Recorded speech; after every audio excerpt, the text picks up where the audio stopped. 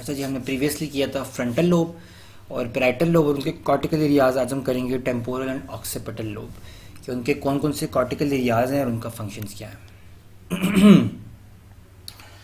First of all demarcating boundary है occipital lobe की। इसमें एक एडिशनल ये रिकॉल ही कर रहे हैं, लेकिन इसमें एक एडिशनल चीज़ में दिखाई गई है, pre occipital notch. It is an imaginary line drawn between the junction of temporal and occipital lobe, और ये डिमार्केटिंग बाउंड्री। इसके अलावा एक और डिमार्केटिंग बाउंड्री होती है कैल्करीन सल्कस, उसके पीछे जो पार्ट होता है वो भी ऑक्सीपिटल लोब का ही पार्ट होता है, वो लेकिन मिडली नज़र आता है।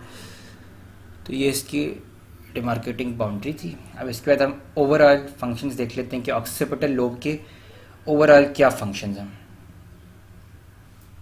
Awareness of the visual stimuli, मतलब जो सीइंग है और उसको रिलेट करना, एनालाइज करना, रिकॉग्नाइज करना विद द मेमोरी और शेप्स, कलर, साइंस सबको अंदर, बस जो विजुअल चीज़ें हैं वो सारी इसका फंक्शन है। तो ये ओवरऑल फंक्शन था। अब हम आते हैं मेन चीज़ के ऊपर। पहला एरिया आ गया primary visual cortex. Awareness of visual stimuli वो प्राइमरी विजुअल कॉर्टेक्स का फंक्शन है कि जब भी कोई स्टिमुलाई आएगा हमें पता लगेगा कि वो हमें विजुअल, मतलब बंदा अवेयर हो जाएगा with the site, with the visual stimulus. वो प्राइमरी विजुअल कॉर्टेक्स का फंक्शन है। इसके बाद नेक्स्ट आएगा भी हमारे पास सेकेंडरी विजुअल एरिया। उसका काम सिंपल वही बाकी एरियाज की तरह होगा कि सेकेंडरी विजुअल एरिया को हम एसोसिएशन कॉर्टेक्स भी कहते हैं कि जब भी कोई स्टिमुलाई आएगा प्राइमरी विजुअल कॉर्टेक्स को रिसीव करेगा तो उसका काम होता है कि उसको पास्ट हिस्ट्री से रिलेट करना और बंदे को समझ आ जाएगी कि वो क्या देख रहा है। तो ये सेकेंडरी विजुअल कॉर्टेक्स का वो था। इसी सेकेंडरी विजुअल एरिया जो पर्पल है एसोसिएशन एरिया, इसमें एक और एरिया होता है ऑक्सीपिटल आई फील्ड, जिसका काम होता है involuntary movement of the eyes. जैसे कि voluntary movement of the eyes होती है ना, वो किसकी वजह से थी? फ्रंटल आई फील्ड, जो कि फ्रंटल लोब में था। तो ये जो ऑक्सीपिटल आई फील्ड है वो involuntary movement of the eyes, वो इसी विजुअल कॉर्टेक्स में होता है। अब ब्रॉडमैन एरियाज देखो, प्राइमरी विजुअल कॉर्टेक्स का 17 है, सेकेंडरी का 18 और 19 है ब्रॉडमैन नंबर। ठीक हो गया। अब इसके बाद आ जाएगा फील्ड्स ऑफ विजन। एक राइट फील्ड ऑफ विजन होती है, एक लेफ्ट होती है। मतलब हमारे पास आइज का कौन सा पार्ट हमें क्या दिखा रहा है और वो ब्रेन पे किस पार्ट से जुड़ा हुआ है। अब देखो हमारी आइज के ना दो हाफ्स होते हैं। जो मिडिल हाफ होता है ना, जो नोज की साइड पे, उसको नेजल हाफ कहते हैं, बाहर वालों को लैटरल वाले को टेम्पोरल हाफ कहते हैं। तो राइट विजुअल फील्ड जो कि राइट से शो हुई हुई है, it is form by right nasal left temporal, और ये कहाँ पे अटैच्ड है? On the left visual cortex. और जो लेफ्ट विजुअल फील्ड है it is form by left nasal और right temporal and it is on the right visual cortex. तो ये फील्ड्स ऑफ विजन है। इसके अलावा हमारे पास ना क्वाड्रेंट्स होते हैं। एक आइज का सुपीरियर क्वाड्रेंट होता है जो कि हमें इंफीरियर विजन देता है, जो कि हमें नीचे वाली चीजें दिखाता है, और एक इंफीरियर क्वाड्रेंट होगा जो कि हमें ऊपर की चीजें दिखाएगा। इसको समझने के लिए ये बात याद रख लो, ऐसे समझने के लिए बता रहा हूँ सिर्फ कि अगर आप ऊपर छत को देखोगे तो आपके आई बॉल का जो ऊपर वाला पार्ट है वो तो आई लिड्स में चला जाएगा, लेकिन जो नीचे वाला पार्ट है आपके आई बॉल का यानी कि इंफीरियर क्वाड्रेंट वो ऊपर आ जाएगा। फिर हम उस इंफीरियर क्वाड्रेंट से देख रहे हैं। इसी तरह आप अगर जमीन की तरफ देखोगे तो जो ऊपर वाला, जो नीचे वाला क्वाड्रेंट था आई का, अब वो नीचे आई लिड्स में चला गया, लेकिन जो ऊपर वाला क्वाड्रेंट है वो आपके पास मिडल में आया और आप उसकी वजह से देख रहे हो। तो ये इनके फंक्शन दिखा रहे हैं कि विजुअल कॉर्टेक्स थिन, इसको लेटरल जेनिकुलेट बॉडी से फाइबर्स मिलेंगे, मतलब वही जो सुपीरियर कॉलिकुलस में फाइबर्स आए जो स्पाइनल टेक्टल में पड़ते थे सारा, फिर वहाँ से लेटरल जेनिकुलेट बॉडी के थ्रू आ जाएंगे। मैक्यूलर लूटिया, ये भी एक इंपॉर्टेंट पॉइंट था कि रेटिना का मिडिल पोर्शन होता है, ये परफेक्ट विजन देता है। जो उसके अलावा जो पोस्टीरियर पार्ट होते हैं वो होते हैं। अब ये विजुअल कॉर्टेक्स में यही था। इसके हम क्लिनिकल्स करेंगे तो उसमें और चीज़ें आ जाएंगी। अब हम टेम्पोरल लोब देखते हैं। सबसे पहले रिकॉल करते हैं इसकी बाउंड्रीज, वही लैटरल सर्कस के नीचे प्री ऑक्सीपिटल नॉच के आगे, ये इसकी डिमार्केटिंग बाउंड्री हो गई टेम्पोरल लोब की। ये ऑडिटरी कॉर्टेक्स है।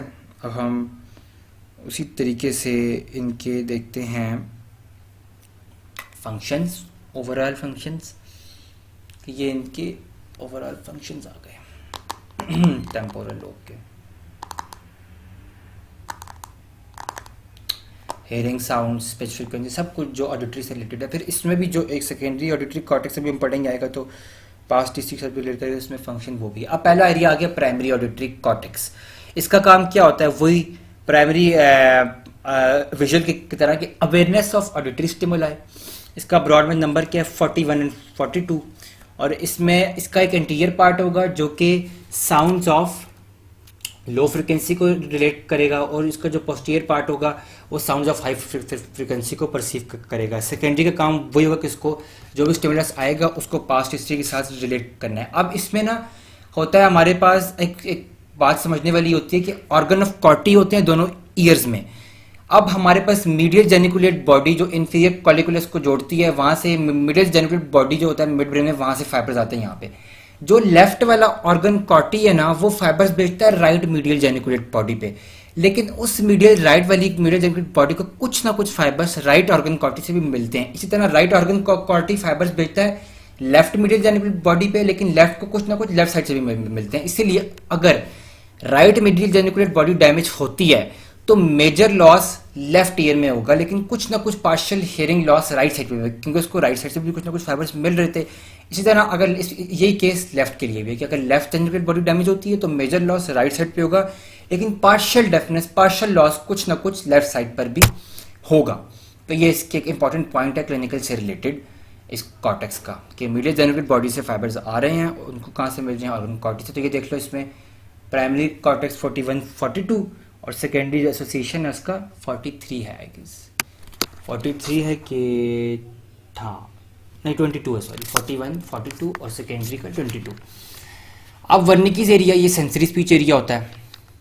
जब भी अच्छा इस वर्निकीज एरिया को फाइबर्स मिलते हैं विजुअल कॉर्टेक्स से भी, ऑडिटरी कॉर्टेक्स से भी, तो इसका काम क्या होता है कि रिटन और स्पोकन वर्ड्स की अंडरस्टैंडिंग, रिकॉग्नाइज और उनको फिर से आउट लाउड, क्योंकि ये जो वर्निकीज एरिया, ये sensory speech area, it is connected with the motor speech area which is the Broca's area in the frontal lobe. These two areas are connected by the arcuate fasciculus, arcuate fasciculus. तो जब भी कोई ये सब perceive कर लेगा spoken written words को, तो फिर वो ब्रोकाज एरिया के साथ मिलकर उसको से आउट लाउड भी करेगा। ये वर्निकीज एरिया का काम होता है, ठीक है। Comprehend, understand written and spoken language. तो इसमें हाँ बस यही था, क्योंकि देखो जो ब्रोकाज एरिया था मोटर, उसने तो मसल्स ऑफ स्पीच को भी सप्लाई करा है ना, वर्ड्स को जो फाइनल एग्जीक्यूशन है उनको निकालना, स्पीच के मसल्स को सप्लाई करके वो करना, तो वो ब्रोकाज का काम था। ये वही बातें जो मैं पहले बता चुका हूँ।